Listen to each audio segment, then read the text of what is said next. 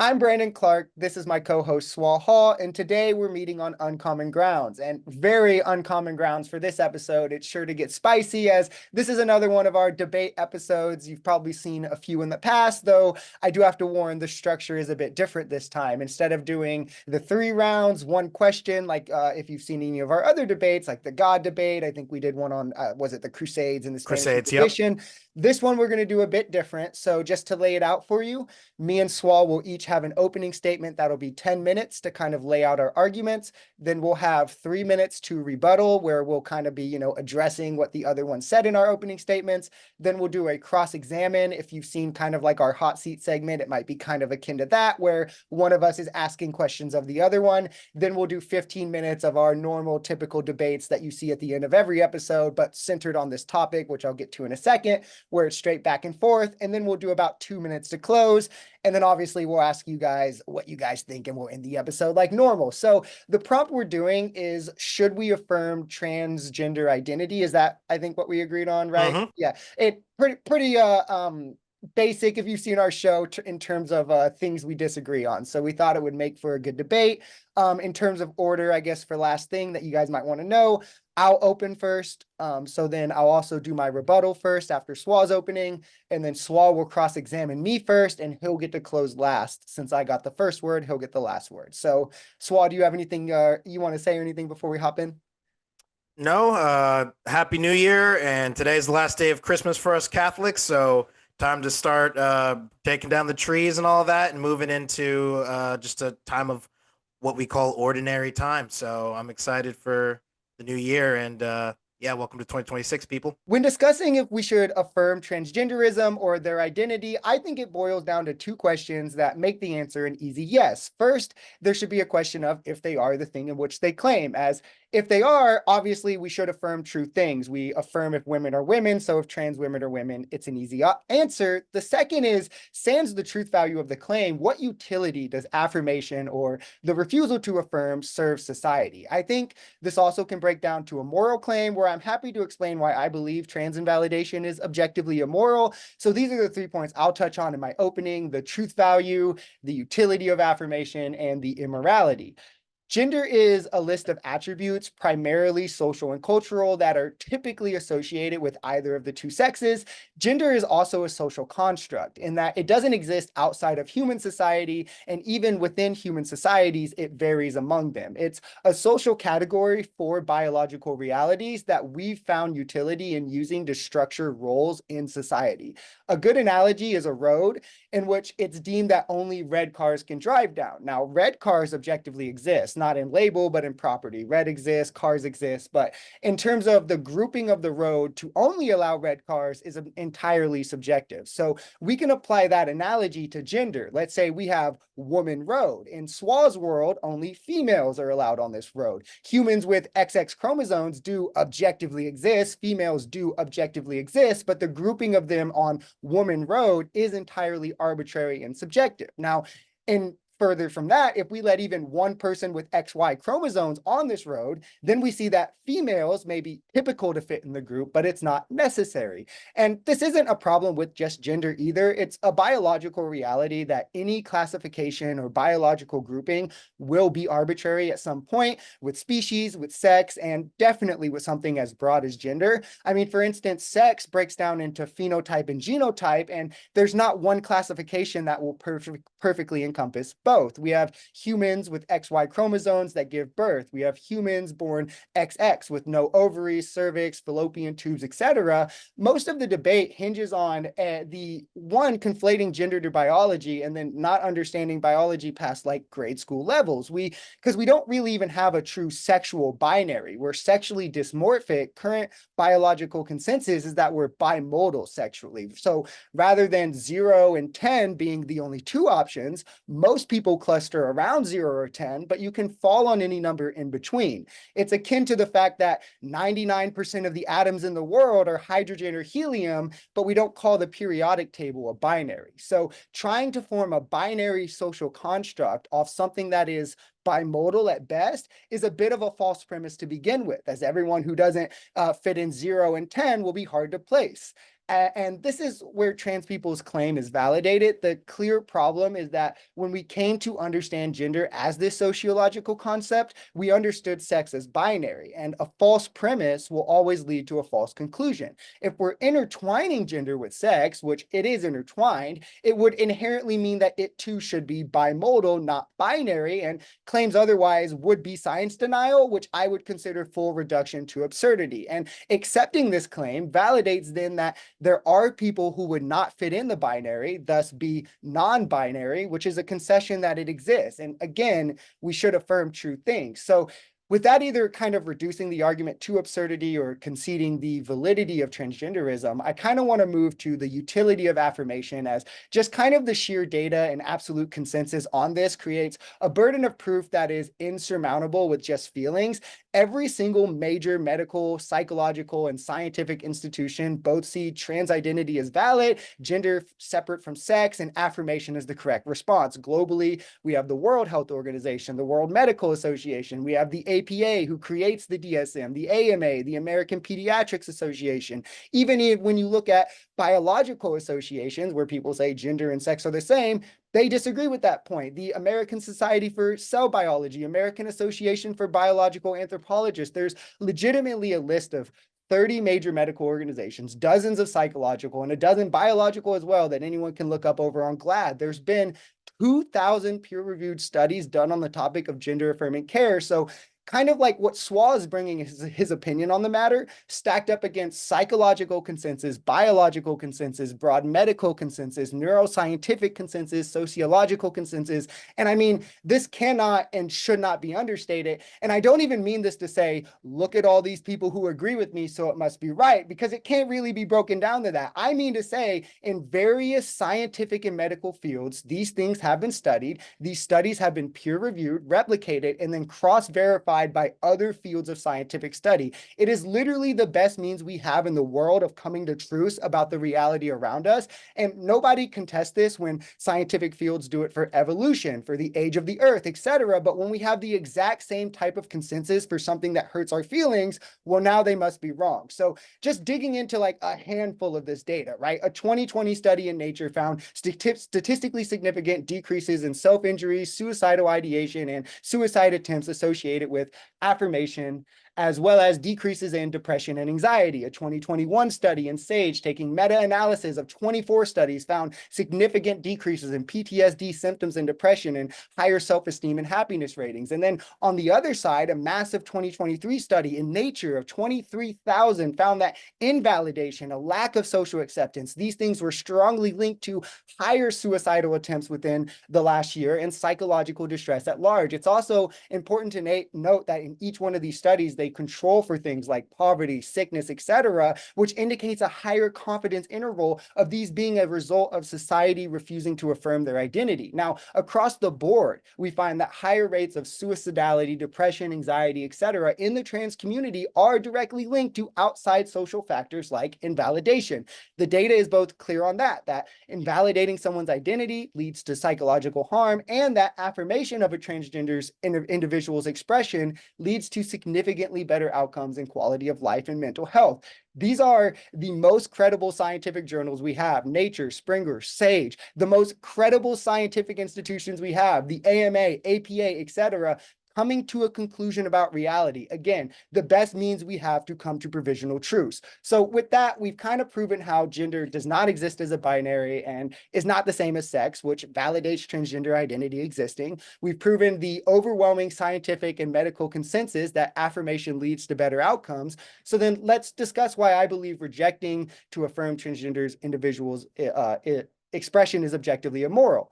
On the question of morality, I do think you can come to a sense of objective morals. The only way objective morality can be had is through the laws of logic, since they themselves are objectively true. Difference itself proves logic quickly. You can't have difference without identity. If A is not A, there's no difference between A and B. You can't have difference with contradiction. Difference requires boundary. If A can also be not A, there's no boundaries to define difference. You can't have difference without an excluded middle. Difference requires a binary. You either are or you aren't the thing to be different or the same. If A could either be A or not A, then there is no differentiating properties. This validates all three of the classical laws of logic to show that they're necessary. So to build this out quickly, I am an agent. This means I take actions for reasons. To act for reasons, I need the minimum sufficient freedom and well-being to do so. This means I ought have it. For clarity, ought is a normative claim attached to a proposition that enables a conclusion. If I am an agent and agents act for reasons, I ought to value what enables agency. This is called a rational commitment because the former is necessary for the latter.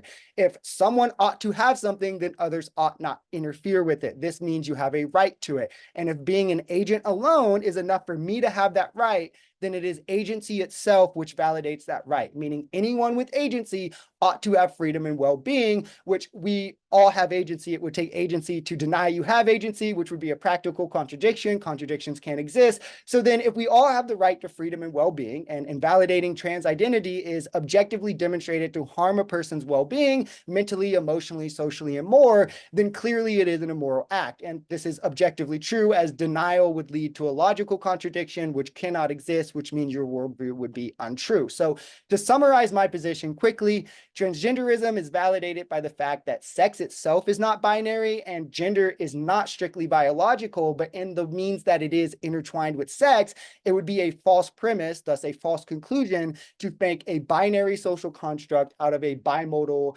biological reality. Affirmation itself is validated by the sheer data and consensus to back its efficacy in relation to transgender individuals and their well-being.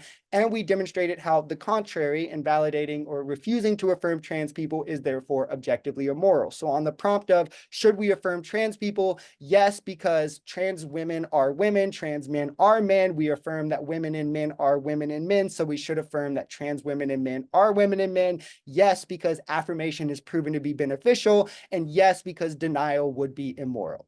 So with that, I rest my time. This debate is not about whether trans people deserve dignity or protection. They do. The question is whether society should affirm the claim that someone is literally the opposite sex, and whether medical and social affirmation actually improves long-term outcomes. My position is simple. Affirmation is not neutral. The evidence is weaker than advertised, and the core claim behind trans identity is either a metaphysical claim or indistinguishable from pure preference. Public policy should be grounded in evidence, not just someone's personal ideology. Because I'm arguing in the negative, my burden today is not to deny anyone's experience or suffering. My burden is much narrower, to show that affirming trans identity as public policy or personal policy is not sufficiently justified by evidence, clarity, or outcomes. My opponent has the affirmative. That means he's asking society to affirm a specific claim and reorganize medicine, language, and law around it. I don't need to prove that people don't feel that way. I just need to show that affirmation isn't warranted. Before we go any further, we need to distinguish between two very different claims that get collapsed into the trans word. And I'm just going to outline those quickly. The first group is the people who say that they are born in the wrong body. That is a metaphysical claim. That is to say that there's a you that exists prior to your body, a soul, a disembodied soul somewhere that gets placed into bodies, or some mind somewhere that gets placed into bodies. So the funny thing is that most people in the trans community and most people in the sort of left side of politics fancy themselves atheists. So they're kind of conceding into some spiritual claims. Group B is that their expression, their gender expression, doesn't fit the cultural expectations placed on them from what they were assigned at birth: male, female, man, woman, etc. Those claims lead to very different ethical and political questions. So the central claim, I was born in the wrong body, that's not a scientific claim. As I said, there's no objective biological marker for being trans. There's no brain scan, no blood test, no gene or developmental metric that can determine gender identity. Even leading medical organizations concede that the diagnosis is self-reported. If the claim is literal, my body is wrong, like I said, that's a metaphysical assertion, not a scientific one. If the claim is not literal, then what's being affirmed is a subjective internal experience, a preference about identity or expression. We do not normally reshape healthy bodies or redefine biological categories based on solely subjective identity claims. This is why the trans framework is unique and why it deserves scrutiny and not affirmation. Many traits now labeled as gender identity are historically personality traits. Masculine women, feminine men, gender nonconforming behavior. There's no empirical reason that these require medicalization, new sex categories, lifelong identity labels, or anything of the sort. Why should a boy who dislikes male stereotypes be told he might not be a boy instead of being told a boy can be many things, anything? It, I think that this is a problem that we need to address. There are girls that are into trucks or the color red rather than pink or whatever, and we used to call that a tomboy. But now we'll start to say maybe you're a woman, or maybe you're a man. Maybe you were born in the wrong body. The evidence for gender affirming care is weaker than claimed. I'll address a lot of that in the rebuttal, but just some stuff that I already had prepared. The CAS review from 2024 was commissioned by the UK's National Health Service, and they reviewed hundreds of studies on pediatric gender medicine and found that stuff like puberty blockers, cross-sex hormones, and all of that was low quality, inconsistent, and uncertain. And their conclusion was that there is no solid evidence that these interventions improve long-term mental health in minors. And this actually led to them shutting down I think it was called the Tavistock Clinic, and doing like a full reversal on all of their policies. The suicide reduction claim is also overstated. There was a widely cited study claiming mental health improvement. Brandstrom and I'm going to mess up the name, Potchnackis, in 2020. And the authors later issued a formal correction stating that their data did not support causal conclusions. The strongest claims were removed, and yet this study is the most widely cited proof that people use. I don't think that policy should be built on such flimsy evidence. Like I said, early studies have claimed that there is like regret rates of just under 1%. But a lot of these studies were very short term, based on older cohorts, and often excluded people lost to follow up. And so we have currently a growing number of detransitioners, and many report inadequate psychological screening, social pressure, mental health issues, and all sorts of other stuff. So the true regret rate is not currently known. I also wanted to touch on the fact that affirmation is not just neutral, and that it actually is asking a lot of people. So, one, social affirmation increases the likelihood of medicalization, long-term identity fixation, especially in adolescence when your identity is malleable. And we don't treat other psychological distressors this way. We don't affirm anorexia as an accurate body perception, and we don't affirm body integrity dysphoria by amputating people's limbs. Instead, we treat those distresses not by affirming them, but by addressing the actual underlying problems. Let me see here. And so, obviously, as you all know, I'm a Catholic, so I wanted to approach this all from a secular means. So I won't be bringing up anything religion. So I'm arguing purely secularly here. I don't think that you need to deny people's dignity. I don't think you're necessarily denying people's dignity when you reject affirmation. I think instead a rational approach would be to protect people from harassment. I don't think just because you identify as trans that we should be attacking you or allowing people to do violence to you. I think we should offer therapy, psychological evaluations, and help. I think we should address underlying conditions like maybe anxiety, depression, stuff like that. And that we should delay any irreversible decisions in childhood, especially. And I don't think we're being cruel when we say this. I think that this is a medical and ethical caution that we owe ourselves as a society. So personally, I think that when there's weak evidence like this and the claims are either metaphysical or based purely on preference, that anything that's going to be irreversible or ask a lot of people or change laws on a societal scale, that we need to act with the best evidence and not just go with people's feelings. And with that, I yield my time. Okay, so for my rebuttal, I just want to address a few of the things that you said, and then we can get into it more in the back and forth.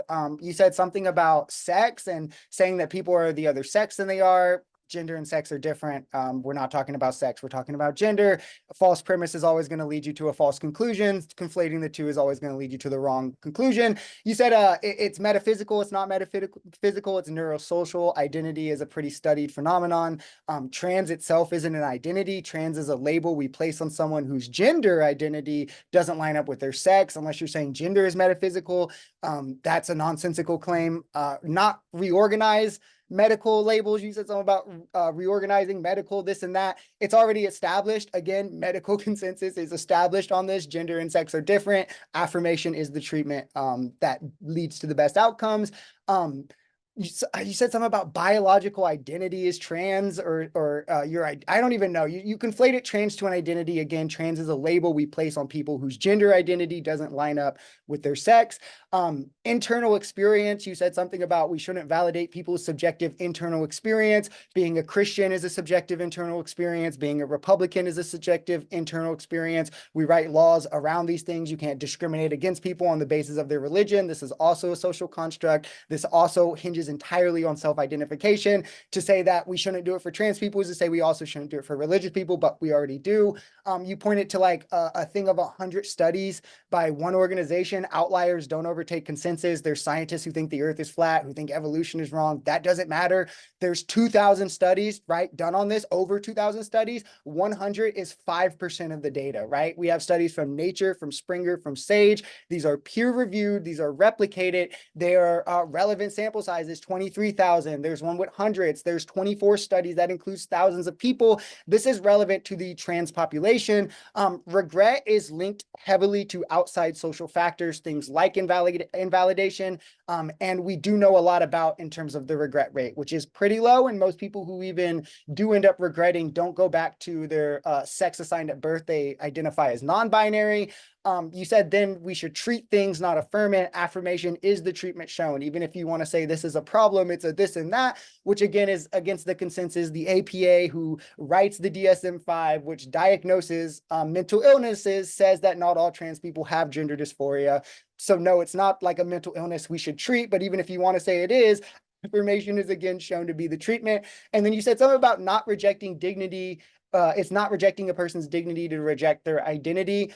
I think that's silly. If people rejected that you were a man, they just started telling you, you're not a man, you're hardly the man you should be, you would probably feel your dignity a bit encroached on. But that's my 3 minutes, so I'll rest my time there on my rebuttal. So you mentioned that affirmation can save lives. It reduces suicidality, but correlation does not equal causation. And as I mentioned with the CAS review, the evidence is mixed and very low quality, and that there have been a lot of key studies that have been walked back, and they've been, no, that's not what we meant. And that the suicide risk remains pretty elevated after transition, very comparable to what it is prior to transition. And if affirmation were a solution, then you would expect durable improvement, and that's just not what we're seeing in the data. You also mentioned that all the major medical organizations support it. Well, first off, that's an appeal to authority, which doesn't equal evidence. That's just a fallacy. Many guidelines rely on the same small, weak studies.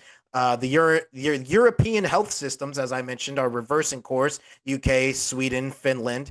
And so it seems like, yeah, the medical consensus was that lobotomies were cool too, and that was great. And then we walked it back because science, thankfully, walks things back when we get better data. And as we're going further and further into this trans debate, so to speak, it seems like the science is actually walking a lot of these claims back. And science just doesn't work by, a major press release saying everybody agrees. I don't think that we're denying people's identities. I disagree. I don't think that what your gender expression is your identity. There's so many things that go into a person's identity. You mentioned that I was a Christian. You mentioned that I was a man. Those are two parts of my identity, but neither one of those things is my identity. They are just parts of it. And so I don't think that respect requires you to believe the same things as people. I respect you even though you're an atheist. You respect me even though I'm a Catholic. At least I hope you respect me. And then you said basically that it's settled science. I don't think that that's a thing. I think that science is always ongoing, so it's never settled. We don't ban debate. We don't punish dissent. That would be like a totalitarian society. So I think that it's perfectly fine to have these conversations and to question these things. And I think that we owe it to ourselves as a society when we're talking about, like I said, chopping up people's bodies, irreversible decisions when they're minors, and legislations. Some places you can go to jail for not using the right identity. When there's these types of things on the line, we can't say that it's settled science. I think if you shut down questioning, that's just politics. That's not even science at that point. That's not a road that we want to go down. And I yield my remaining 15 seconds here. So, for my first question for the cross exam, I want to know if you think that someone can reject gender stereotypes without being trans. Yeah. Yeah. And do you think that they need medical intervention to do that? No. Okay. And to me, that means that there's no wide affirmation that needs to happen. Why is it that somebody would be trans and not just, I'll use the traditional label tomboy, or I forget what they say for a guy, but why trans and not just those things? Sure, they're trans. That's the label we place on people whose gender identity doesn't line up with their sex. So they see themselves aligned with their ideals of femininity. If we're talking, I guess, trans women is the typical discussion. So I'm talking like Sure. trans women. So you're saying, but is their gender expression different from what I just said? It. Let's say it's You're describing a boy who doesn't align with the typical norms of a boy. I'm describing someone who sees themselves as a girl that I would identify as a girl who aligns with what they see as femininity. So what's the difference between a girl and femininity? I don't think there is a difference. I think you're a girl if your schema, your personal schema, which is like a set of beliefs you hold about yourself, your identity essentially aligns with your view of femininity. Right, but you just said that, and we were talking about a boy who, throws off his masculinity and is like, no, I want to go with femininity, but he's still a boy. So why is this? What's the difference there? Why is those two things different? If he sees himself as a boy, then he's a feminine boy. I think feminine boys exist. So it's purely just the one word. I want to use the word boy versus girl, even if all of the traits are the exact same. It's identity. It's how you see yourself. Yeah, you see yourself as feminine. But Right, you said those were the same. You said that's the same as girl. If you see yourself as a feminine boy, you're a boy. If you see yourself as a feminine girl, you're a girl. So yeah, it's purely, I say I'm a girl, therefore you're a girl, regardless of what the traits are. It's what your identity says. Yeah, sure. I don't think so. It's just you have much say on your identity. I guess there's a bit of evidence, like identity is neurosocial, like it's a bit socially conditioned, but there's also a lot that's like that you're predetermined kind of, or predetermined isn't the right word, but you're predisposed is the word, to kind of align with the identity that you have because of your neurological processes. Real quick, remind me how much the cross exam time is? 10 minutes. 10 minutes. Okay, cool. Just want to make, for some reason I was thinking 3 and I was like, oh no. Yeah. Awesome. Okay, so do you agree that there are two groups, one who says I'm born in the wrong body and one who it's more just they choose to identify as such? I don't know if there's just two groups. Well, at least two groups. How about that? Sure, I guess. Do you think policy should treat those two groups the same? I don't. I think that policy should treat all trans people the same. Yeah. Okay. What objective test can determine someone is trans? I don't know if there's an objective test to validate any bit of identity or social constructs. They're inherently a bit self-representative, right? Okay. If gender identity is internal and subjective and self-identifying, on what basis should others be required to affirm it? I would think it's immoral to do otherwise. And there's evidence to support it being beneficial. Okay. Do you believe in objective morality? Yeah. Where does it come from? The laws of logic. I laid that out in my opening. So where in the laws of logic, the 3 laws, does it say, and here's the morality law? Oh, well, I think morality itself comes from agency, and I think to deny any step of it would lead to a logical contradiction. So it hinges on logic. So where is the treating or not affirming trans people is immoral? Where's that in the laws of Sure, I'm an logic? agent. To be an agent, I need agency. For agency, I need my minimum sufficient freedom and well-being that creates a rational commitment. The former is necessary for the latter. To have agency, I must have freedom and well-being. If I don't have freedom, I can't act. To have agency is to act for reasons, right? If I don't have my freedom, I can't act. If I don't have my well-being, I can't act or deliberate. You need to do those things for agency. And if agency alone is sufficient for me to have freedom and well-being, then anyone with agency must have their freedom and well-being. To say someone ought have something is to say they have the right to it. Everyone has the right to freedom and well-being. Not affirming a trans person is shown to harm their well-being, thus it is objectively immoral. Can you prove that everyone deserves freedom and well-being? Yeah, because it is a rational commitment to agency. To deny that would be a contradiction. What's the contradiction? You're denying something you're rationally committed to for agency. You're using your agency, something you need freedom and well-being for, to deny freedom and well-being. That's a contradiction. You don't need freedom and well-being to have agency. Yeah, you do. Agency is to act for reasons. To act for reasons, you must have freedom and well-being, or you cannot act for reasons. Agency would just be the ability to act. I guess that's not a question. So I'll just move on from there. Can you name a randomized controlled trial showing long-term mental health improvement from medical transition in minors?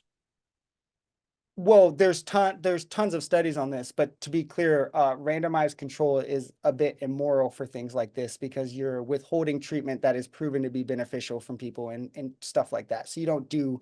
It's the same with vaccines. Like you think, I mean, this I guess is your cross exam, but everyone says vaccines don't have randomized control trials, but you're not doubting the efficacy of vaccines. Would be my response to that. It's immoral So to the do that question was, kind. can you name one? No, because it's immoral to Okay, do something like so that. no. Are you aware that the CAS review found the evidence low quality? Of 5% of the study, sure. All right, let's see. What other questions I wrote down here? Now I wanted to get into, well, actually, we'll leave that for the open discussion because that could take the whole rest of my time here. Uh, what regret rate would make these interventions unacceptable, if any? When I say Regret these rate. interventions, I mean like either getting stuff chopped off or what's the drug called? Puberty blockers, anything like that. What regret rate, if any, would make those unacceptable to you? I don't know.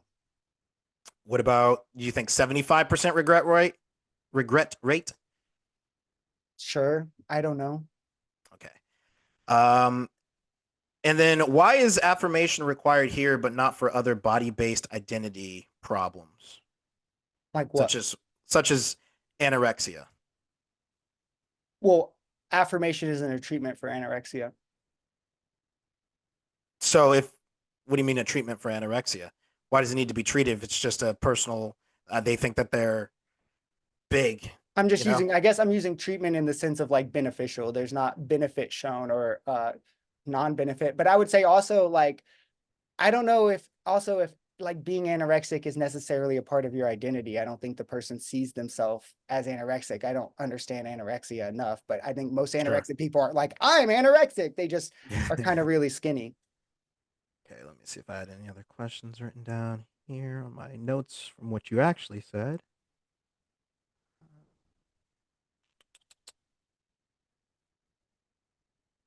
TikTok. Yeah, I was just making sure I didn't have anything. I had like a separate page of notes from what you actually were saying, and these are obviously predetermined questions. A lot of these don't apply since we're not going down the wrong body route. At least you're not going down that route. Cool. I think I'm good. I think I yield my time. Do you think the measles vaccine is safe and efficient? You said, do I think? Yeah. Yes. Is there a randomized control trial for the measles vaccine? I'm not sure. There's not. Do you still think it's efficient and safe? I do think it's efficient and Okay, safe. why I do you don't think it's know if efficient what you and said safe? is true or not. I'm just going Why? off your Okay, word, so if there's obviously. not a randomized control trial for it, why do you think it's safe and efficient? Or even with the fact that you don't know if there's one, why do you think that it's safe and efficient? I think that it's safe and efficient because I have seen the data of the spike in history with measles and oof. Okay, post the so data. So you thing think being that entered in. data, scientific data leading you to a conclusion is a good way to come to truth? I think that it can aid us in coming to truth. Yes. Sure. Yes or no, do you think that sex refers to biological traits like chromosomes, hormones, gametes, these kinds of things? I think that's part of what sex is. Yeah. What do you think else applies to sex? So sex is a specific developmental track that people go down, Do you think of it's which, biological, strictly yes, biological? Okay. Do you believe that gender refers to a broader set of traits, more like societal norms, roles, expectations, typically associated with either sex? no, I don't think that. Okay, why do you think that among all major biological associations, they agree that there is a difference between the two?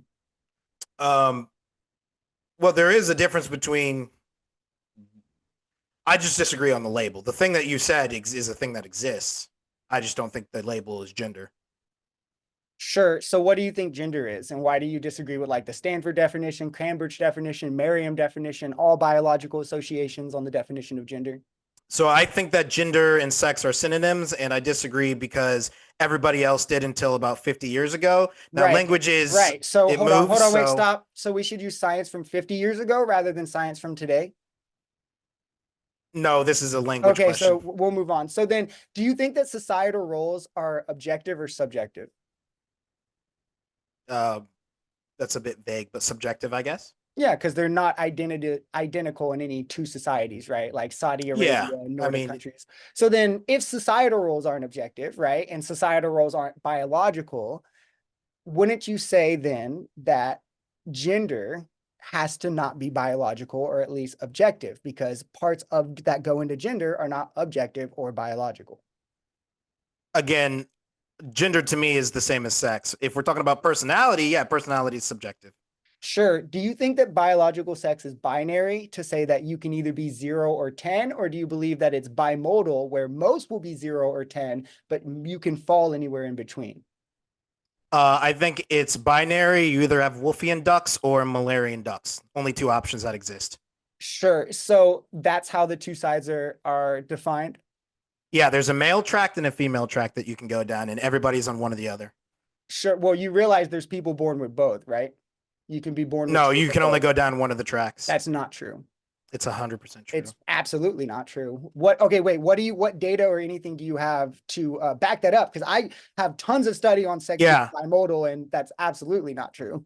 So I'll mess up these names, but more Persad Torchia, the developing human clinically oriented embryology.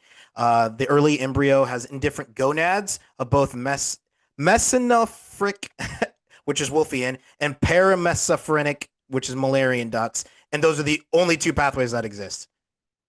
Right. And then there's intersex, people who have variations where both of them with both of these. That's incorrect. They still only That's have one. not true. They're anatomical. What you're saying is just not true. But like, it I is guess true. we can Their move on. anatomical parts could be different, but they're still on one of those two tracks. That's not true. So like congenital adrenal hyperplasia, right? When inherited from both parents, a baby has XX chromosomes, but they have all the external genitalia of a male, as well as all the other physical traits, but inherently they have the reproductive organs that a fertile female would have. Would this person be male or female to you?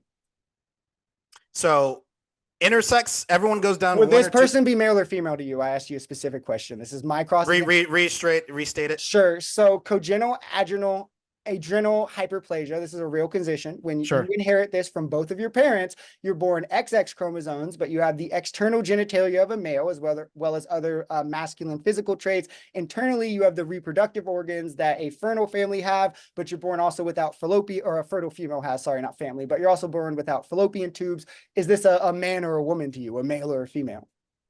Do they have Wolfian ducts or Malarian ducts? I just described to you how they have a Yeah, combination of but it's both. based. What do you mean? It is literally a condition where you have a combination of both. Is So like, what is this person to you? they don't have both? It's called So was it driven congenital by adrenal hyperplasia. Yes, they do. What is was this it person to driven you? was the What track is that this they person to you? What is this? you're not providing the date the information that we actually use to identify gender, so I can't decide. One, that's not true, to be It clear. is. That's not how biology categorizes sex at all. You're making up your own thing. They use Nope. chromosomes, hormones, gametes, and secondary physical traits. That's how sex is categorized. What you're saying is like just made up, but it's also there's outliers to that. So it also doesn't even hold up as a better definition. So do you accept the scientific consensus on evolution? Um, is what that it happened? Yeah, that Or evolution is true. yeah, Do you accept the scientific consensus on germ theory? yeah. Do you accept the scientific consensus on gravity? If if that's just that it exists, then yes. Have you studied any of these things? Yes, evolution in depth, not the other two. Sure. Do you believe that atoms exist? Yeah, Have you ever studied atoms? not past Do high you school. believe the scientific consensus on atoms, like atomic theory? I don't know what atomic theory is, but I accept that atoms exist if that's the Sure. consensus. So then generally scientific consensus seems to be enough for you to accept something, Uh, I'd say whether or not you've generally. studied. Is that what the term you use? Yeah, generally. Yeah, I mean, Yeah, you not just named always, tons of but things that yeah, you have not generally, yeah. studied that you believe because of scientific consensus, including atoms, which you can't even see, that you believe just because of scientific consensus. So, like, what about when someone's diagnosed with like anxiety or depression, or they're diagnosed with PTSD? Do you generally believe those diagnoses to be true? I'm far more skeptical on that. Why? What are you I skeptical? think that those things exist, but I'm far Sure. more Okay, so you do think they skeptical. exist. Sure. So But then you on a realize the specific people diagnosis, I meant.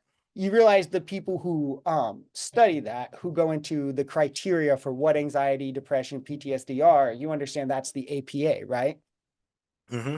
So then you would say they're generally a credible institution. Well, the yes, but the difference is with that is that something like depression is an observable thing that we can all see. You know, you can't get out of bed every day. Right. So You're is blah blah gender. blah blah blah. And so yeah, so is thinking that I should be this other thing. That's identifiable. We're not debating that. Yeah. That's So, different. okay. So you do agree that, so you agree that transgenderism exists. You agree that's a thing. 1,000%, obviously. Okay. So what is Or a else this woman to you? debate wouldn't be possible. What is a woman to you? What is a woman? Is somebody who has the Malarian ducts. Has gone Sure. down the female tract.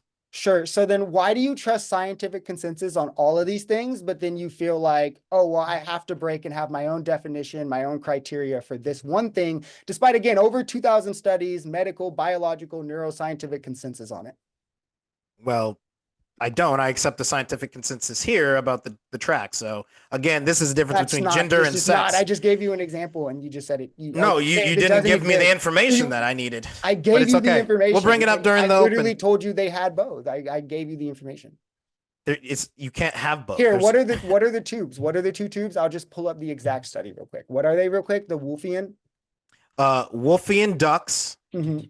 and Malarian ducks, and the development of those goes one of two directions.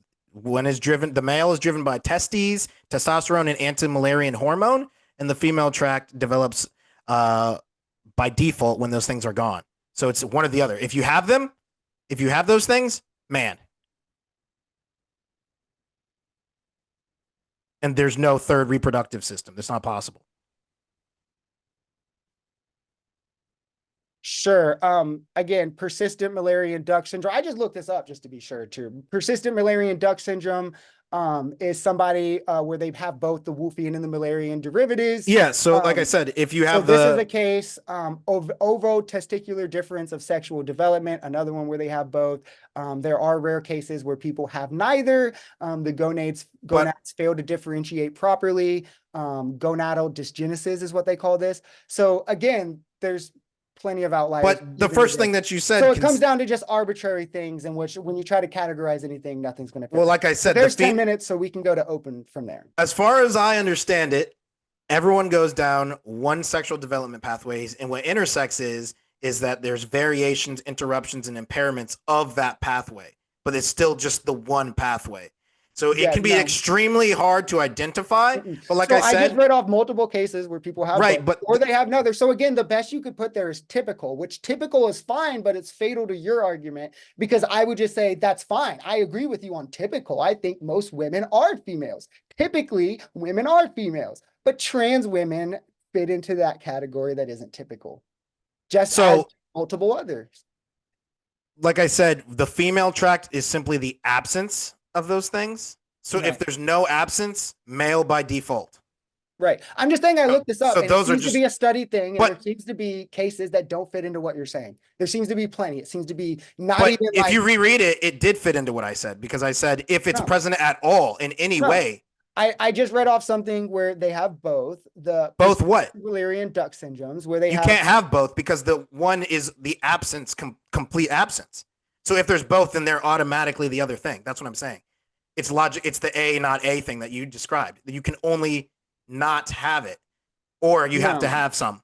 Yeah, I don't know. I don't know enough on the grounds to get into it, but from one Google search, it seems you're wrong. That's all I have to say. It's like But it seems to be that you're wrong. reread the very first one that I you mean, I'm said. sure that they're all that you got it more than what Stanford here says. Cambridge also said something different. I'm sure that you have it right, and Stanford and Cambridge are wrong. But like, I'm just saying I don't know enough necessarily to argue on it. But I will believe that you're right and Stanford wrong. It's not.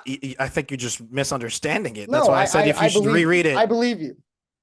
But yeah, what did I don't know. So it seems again, and I think the best that you can boil something like this down to is typical, which I'm fine with conceding. I think typically women are females. It's just that not always. When you try to say always, there then has to be a necessary condition, and necessary conditions always have to apply. So if there is any symmetry breaker to a necessary condition, it's not necessary. It's just a fatal blow to any argument. Again, I think that you are misunderstanding. The way that I understand it is there's Okay. two developmental pathways, male or Yeah. female. Everyone follows one, and what intersects is when whichever one you did go down, Sure. because you And have to make a decision. I make a decision. I say that obviously your right, DNA, like you're right, not making a right. choice, but it has to go one of the Yeah. ways. And when it does go one of the ways, it gets disrupted or it's incomplete or atypical, Yeah. and that's And the way intersex. I So understand it that's is still not that. one track, The way I understand it right? is But I'm not that. saying that And this is what. with one search, it seems to be you're not true, but we don't have to argue about things it seems neither of us really understand. It just seems that what you're saying doesn't hold up, which I I would mean, say this is again, from the NIH, the NCBII, again, the Pediatric Urology, Journal of Pediatric Urology, the Developing Human, Clinical Oriented Embryology. Like, this is just biology. It's just the way that it is. one, Uh, wait, hold on. If you want to lay on any of those, that's just really silly because it's just not how sex is even categorized. It's just with those because it also goes into your gametes and which one you produce. It also goes into your but those genitalia, which follow you're from. trying to say biology. You're trying to disregard biology with all of this on how we actually classify sex. You're trying to say it has to be classified on this thing, which again, there's outliers. It doesn't even hold up as a necessary condition. But and now you're saying this is biology. It's just not true, though. Well, but that's like saying, well, look, that dude has a penis. He's a man. Like, yeah, you can classify sex based on gametes and other things, but if it comes down to a lot of confusion, this is the way to settle it. This is what you can. Now, obviously, nobody's doing these invasive, like to find out what somebody actually was. You'd have to chop them Yeah, up. no, and there are So, ducks for both. So I'm just looking further into it. The more I look into this, it just everything you're saying falls apart. There are detectors for both that are present. And then there's people, the ones I listed, they have both of them. There's cases where people have neither. It's not that one is just the absence of the other. That's not even true. None of what you're saying holds up. But again, we don't have to spend 15 minutes like going back and forth on something it seems neither of us really understand. I just want to point out that it seems not to hold up as a necessary condition because necessary conditions always have to apply. And with one search, it seems that that doesn't always apply. It just typically does. But like, do you like? I don't know. Like, where else? yeah. We can go somewhere else then. What else But do we want to go around on? yeah. I think that we should probably go in on maybe the personality versus gender because I think this is where the crux of the problem is with the. I guess I'm not anti-trans in the way that like I don't want people to exist or have rights or anything, but you know what I mean. The anti-trans side and the pro-trans side. Mm-hmm. I do not understand, and I've never been able to understand the difference. As I mentioned with the tomboy, tomgirl, I don't understand any difference besides I'm just going to use this subjective, made up word of boy and girl. Other than that, putting that aside, what is the difference? Why isn't it just personality? It is What'd you just say? made up. It is just made up, but there's utility, there's social utility in this in terms of like the way we've structured society, which I'm fine. Like, if you want to get into gender abolition, we're not going to disagree too much, but I think there's some utility to gender. And in that, it's just about how we see ourselves. So like, you think you're a man because you see yourself as a man. So it's that simple. If you see yourself as a man, but feminine, right? I have qualities about myself that I would consider feminine, but I see myself as a man and I see myself as rather manly and masculine. But if you see yourself as a woman, right? But you were born male, that is then what we call trans. I just don't get what's like the confusion about that as like a concept. Well, the confusion is like I could see myself as an Asian. I mean, race is a social construct, so it's like I don't really see. It's not so they're not in the same. It's not a social construct in the same way. It is, because there's biological element of race, just like there is with gender. So it's literally the same. That's, you get in a bit touchy ground saying there's a biological concept. Well, I just simply mean if I like my kids are mixed because if you want to say gave birth to them, they are black. Yeah, they are. That's the biological aspect. Skin tone. You're right. I was just poking fun. I didn't mean like negroid and like not necessarily. But race is a social construct around phenotypic traits. So like it's around your physical traits, right? Where like gender is a social construct around identity. It's more akin to like religion, I think, right? Or politics, right? Like the way that you identify as a Christian is entirely self-representation. There's no way to invalidate someone else's Christian experience. There's no way to invalidate someone else's gender experience. Obviously, I would disagree with the Christian thing. But the thing with, like you said, I'm a man because I see myself as a man. I reproduced. I had children. Not to be graphic, my testes work. I know I have sperm. That's just a category error. That's not a category. That's why I see myself as a man. That doesn't necessarily make you a male either. No, I know, but I'm saying it's not because like I feel like a man. I'm saying that's why I'm a man. Right. That's why I call myself. That's not true. That's just not true. It is. In our terms of our understanding of identity, it's neurosocial. So there's both in your cortex, your prefrontal cortex, and your synapses, and all of this. Your processes is a part of how you see yourself. And then it's also conditioned by society. Again, this is a pretty studied thing. So like you can feel like it's just because of these things. And maybe they are reinforcing to that belief for you that you also have these things or whatever. But like we understand identity as something that comes from the brain. I mean, me aligning with what I am in reality, yeah, obviously that comes from the brain. I come from the brain, so to speak. That makes sense. But what I'm saying is, it's not like I just look in the mirror and I'm like, I just feel. It's not a feeling. It's just, to me, as my whole experience for all my life, it simply is what the case is. The same way I am black. I don't feel black. It doesn't. That's not a thing. Exactly, bro. And that's a bit different again, because that's around phenotypic traits. But when we're talking about your identity, you don't feel like these things. You just, because it is your identity. I'm sure you don't feel like a Christian, right? I'm sure you don't feel like, I won't say quote unquote Republican, because obviously you're hard to place on the political spectrum, but you don't feel like your political beliefs. You just have those, right? You don't feel like a Christian. You just are, you just believe in God, right? You don't feel like these things. It's just a part of who you are. And all the differences for trans people is that doesn't align with the sex. That's the thing with, like, for instance, the religion is like, no, like I got baptized. There's physical things that you do to become a Christian. I guess you do, but not everyone. I mean, there's 40,000 denominations and not everyone has to get baptized. And I understand to you, they're not real Christians, but to them they are. Right. But if it's just to you, you're a real this, then there's no society. It's all nonsense. Everything's just subjective, but everything's not subjective. Well, we have to are subjective. And I think identity is inherently subjective because it is to mind. It's mind dependent. Subjective means mind dependent and objective is mind independent. And so at least in that context, identity is entirely subjective. I think with something, there's typically a subjective aspect and an objective aspect. For instance, this is going to seem off topic, but it's on topic. Me and my wife were discussing what it means to be an American, and there's like the Vivek Ramaswamy, it's a set of ideals. But if it's a set of ideals, then some random Chinese guy in Beijing, is that in China? Yeah, in Beijing, who just has those ideals check boxes an American? Well, like, no, because there's also the real part of it, which is you're a citizen.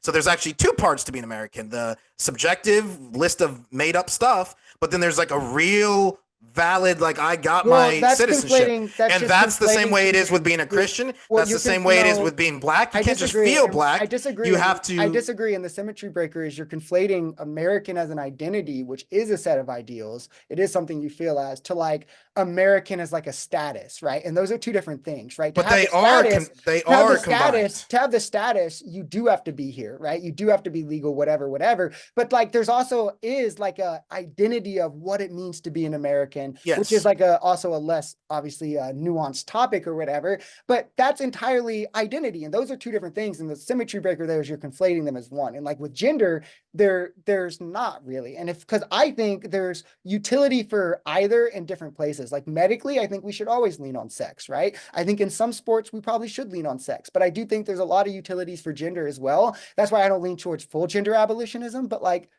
I don't know. I just think you're conflating two things that aren't really conflatable with the American analogy there.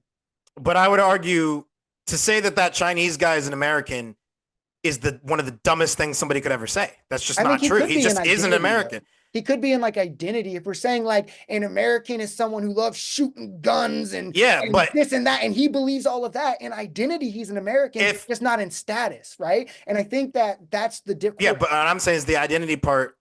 Like if he said that to all of his Chinese buddies, they would point and laugh, and they should, because it's dumb. Well, that's what I'm saying. Because there's almost it's stupid. It's just not true. true. There's almost it's a bad analogy, because with American, there's almost an inherent conflation there between identity and status, and that doesn't exist with gender. It's just, again, it does exist with gender.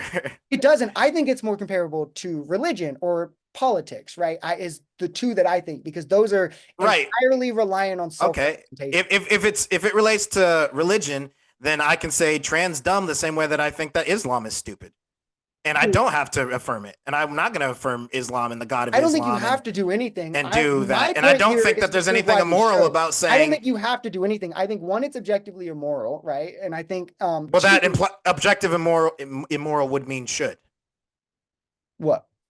If something is objectively immoral, then you ought not do it. Yeah, ought, but that's the should. I think ought is a normative claim. It's just what you attach to a proposition that enables a conclusion. So like if I want clean teeth, I ought brush my teeth. That's subjective morality then.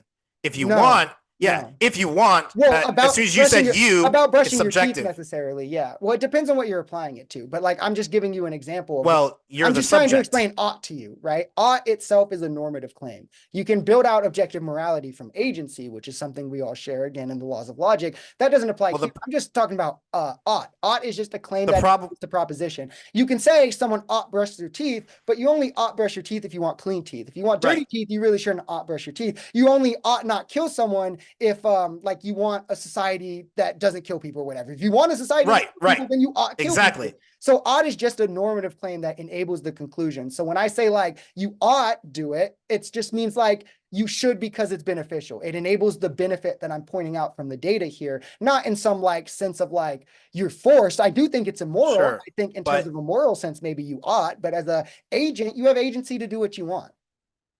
But that begs the question, it's beneficial.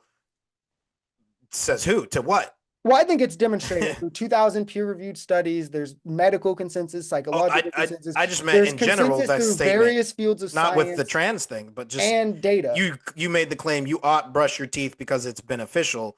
Beneficial to what end? You have to choose the end. That's exactly what I said. And that's subjective because you're choosing it. The subject. In that, yes. In that in everything. Perspective. But I'm just explaining ought to you, what ought means. I'm not trying to build out an objective hypothetical here. I'm just explaining how ought only is something that enables the conclusion. You only ought do things if it enables the conclusion you're pointing to. Right. And so that by definition is subjective, because you're saying in terms of morality, if. Not if the conclusion is objective, which I think if you bring it through the laws of logic, you can come to an objective conclusion. If you're talking the conclusion, like with the toothbrushing example, objectively, if the goal is clean teeth, if you should this will get you clean teeth. Yes, that's a subjective. Whether or not you should brush your teeth is inherently subjective. So it's like you're not going to. So is morality, though. I don't think it is. In your view, yes, it is, because you're saying we all have agency. Thus, we have a rational commitment to the things that enable there's no agency. Thus. Is ought distinction? There is. Agency exists. A So rational we ought commitment, what? you have a rational commitment if you agree to the latter, the former necessitates the latter, right? We all have agency. It would take agency to deny that you have Yes. agency. Thus, we all have agency. What does agency require? It requires freedom and well-being. Those No, necessitate agency. It does. you've not proven that. You're Agency just is the stating it.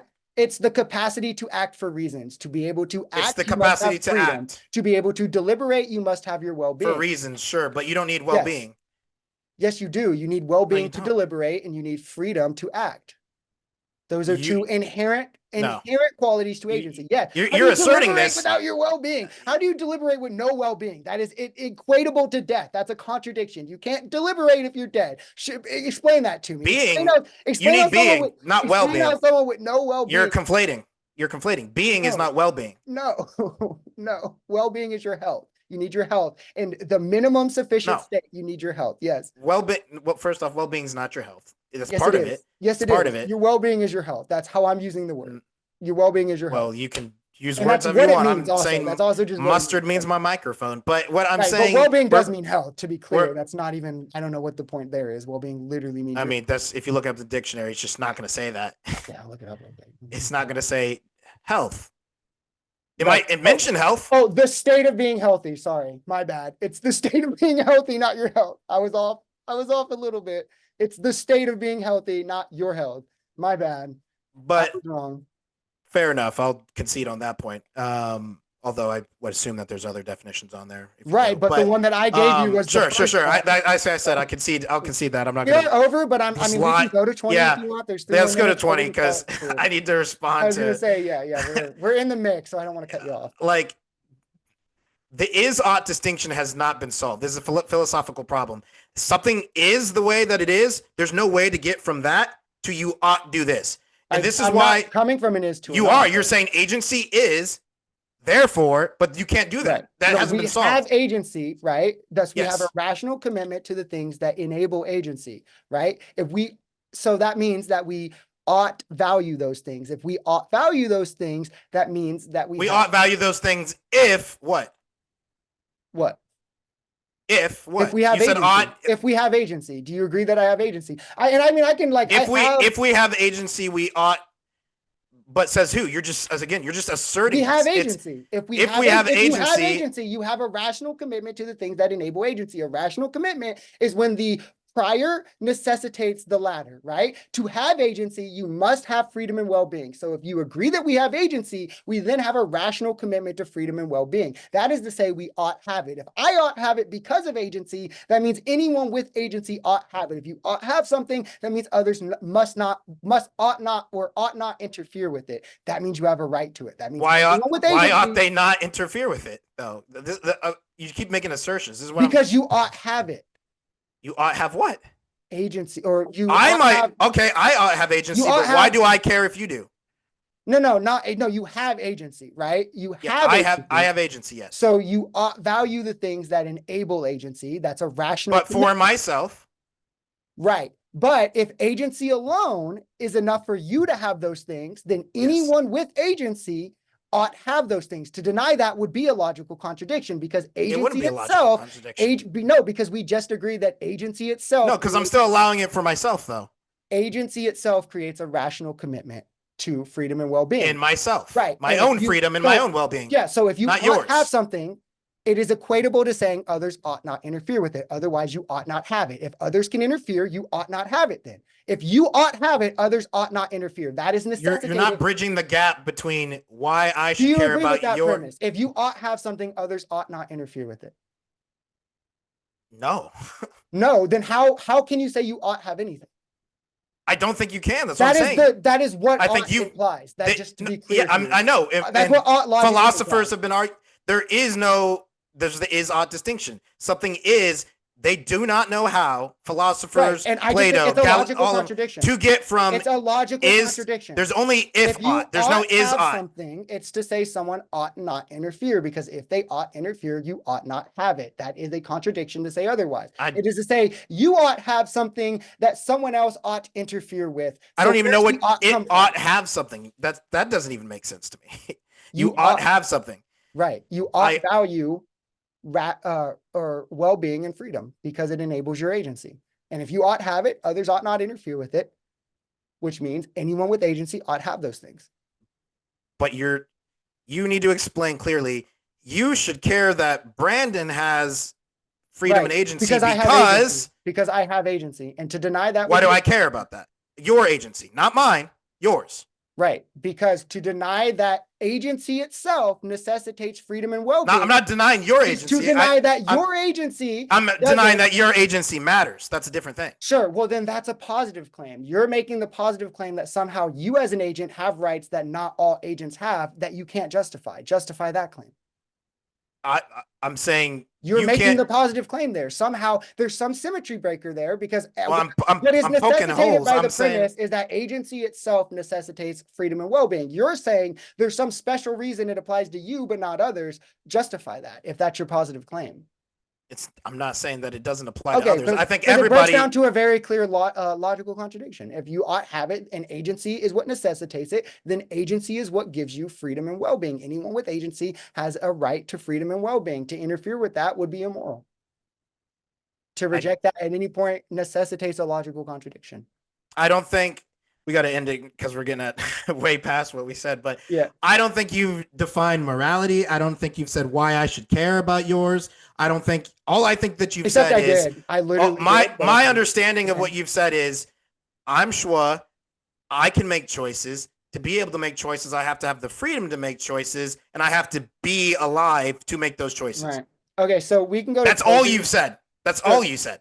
And then you've tried to say that means it's wrong. So, I have to sum up my position now if you're going to railroad like that before we end. Well, Premise 1, agents act for reasons. Premise 2, acting for reasons requires sufficient freedom and well-being understood as the minimum necessary conditions for deliberation and action. In acting, agents necessarily take their actions to be justified. Justification means supported by the reason the agents count in favor. To take actions to be coherent. To take an action to be justified is to commit oneself to the permissibility of the continued existence of necessary conditions of agency. Conclusion, therefore, any agent is rationally committed to valuing their own freedom and well-being. This rational commitment arises from being an agent, not from any contingent feature of the agent itself.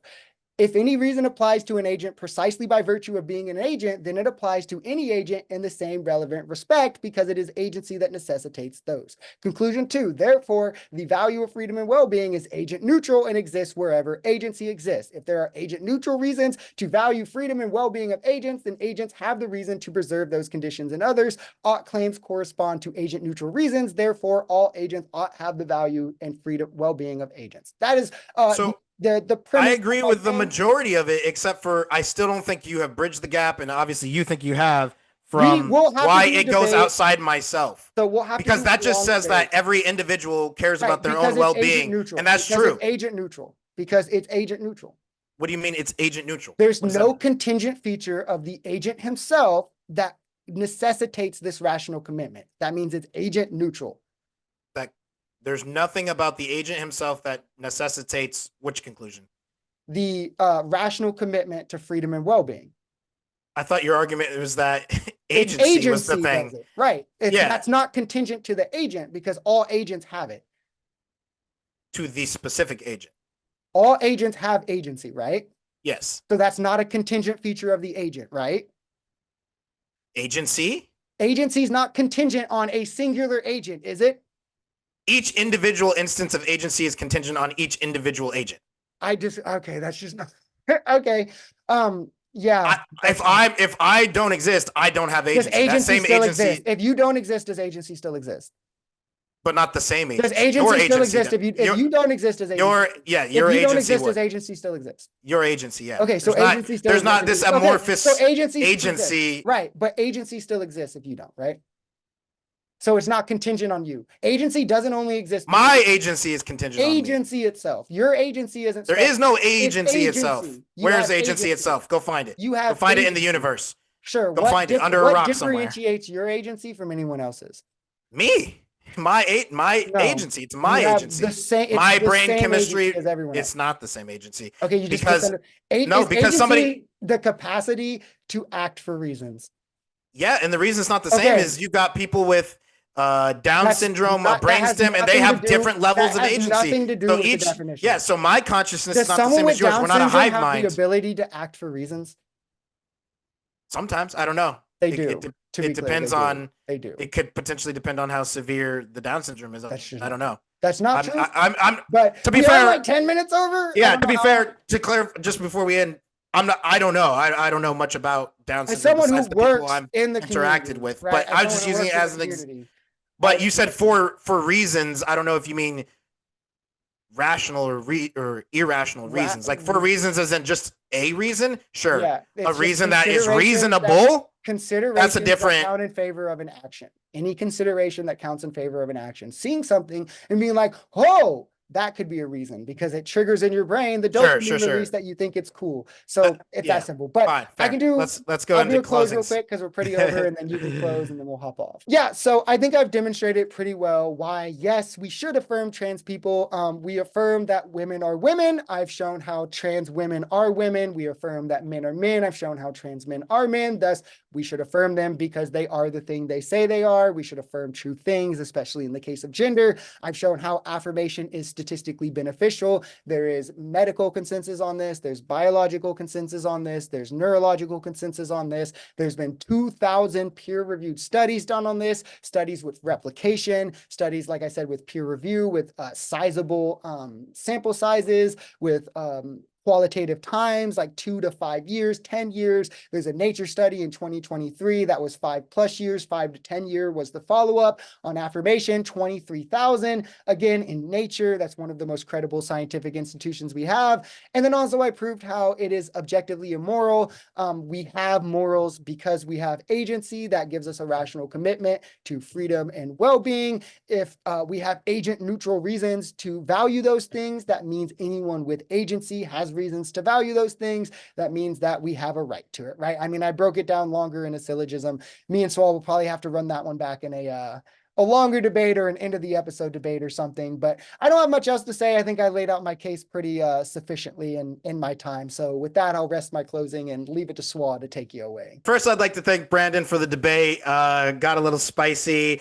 It always gets real philosophical for us. And then I don't want to speak for you, but I always know I know a little bit about the philosophy, but I prep more for this one medically than like philosophically. And I need to remember with Brandon, it's always going to get to philosophy. But anyways, this debate was never about kindness versus cruelty or anything like that. It's about public policy and personal attitude and disposition. Should we affirm and on what grounds? From the beginning, we had very different burdens. Brandon was arguing the affirmative. He's asking society and individuals to affirm a claim. And of course, restructure medicine, society, laws, sports, all sorts of things. I know he's got different opinions on the specifics of those, but in general, that's the trans argument, if you want to call it that. And to normalize what are sometimes irreversible interventions. As a negative, my burden was narrower. It was to ask whether affirmation is justified by clarity, evidence, and outcomes. And I don't believe that burden has been met. First, we need to be honest about something that often gets blurred. Like I said, there are two very different claims being made with the word trans. One group believes they were born in the wrong body. That is a metaphysical claim. And the other believes that it's simply a preference to identify in a certain way. That claim is not biologic or ontological. That is just personality, preference, and social norms. The problem is that nonconformity does not require medicalization, and beliefs do not become biology simply because they're affirmed. Now, let's put my position clearly into a syllogistic form. Premise 1, public policy in medicine should be grounded in claims that are testable, evidence-based, and proportionate to the risks involved. Premise 2, the claim I was born in the wrong body is not testable, and neither is I just feel like X. Both of these rely on metaphysical language or just personal preference. Conclusion, therefore, public policy should not be required to affirm that claim or act on it as a settled medical fact. That conclusion does not deny anyone's dignity. As I said, you are more than being a guy who likes guys or being a guy who wants to be a girl or just being a black person. None of those things are your identity. They're parts of your identity. We take a person in the whole, body, mind, and soul. If gender is merely an expression, then it doesn't require surgery or hormones. And if it's a deep metaphysical truth, then like I said, we shouldn't base public secular policy on such a thing. And so for these two reasons, both claims collapse. So I'll end it where I began. Skepticism here is not cruelty. It is care with boundaries. I think we owe it to ourselves as humans to make sure that we are making the right choices, especially with irreversible procedures. I think that we need to value truth over comfort in people's feelings, and that the belief that is the most compassionate is one that is going to help people without pretending that the belief itself is medicine. And with that, thank you for the debate. Peace out. Yes. All right. So let us know what you guys think. Let us know what the strong points were, the bad points, who you thought won, all your comments. If you're on Spotify, I think you can comment. I don't know. If you're on you, go to YouTube and comment. If you're on Spotify, go to the website. And wherever you listen, make sure you subscribe, you like. That way you're here. We're here every Wednesday, 12 p.m. Eastern Standard Time. And until next time, peace. Peace.